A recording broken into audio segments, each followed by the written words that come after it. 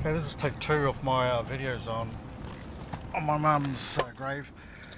I've come back to the Beenleigh Cemetery and to point out that Samoans have approximately 8,000 Samoans here in Logan, and of that number, if you come to the Beenleigh Cemetery, I will tell you that overwhelmingly, in the hundreds, there are hundreds of Samoans here. Like, they're all dying in the thousands here in Brisbane. Look at all the graves. Most of the most recent graves are all Samoans.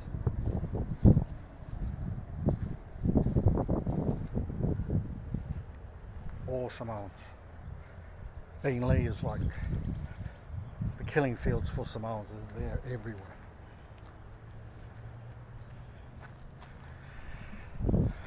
For a very small population, so many are dead here.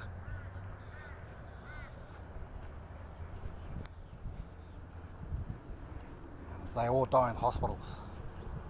So that's just the way life is, eh?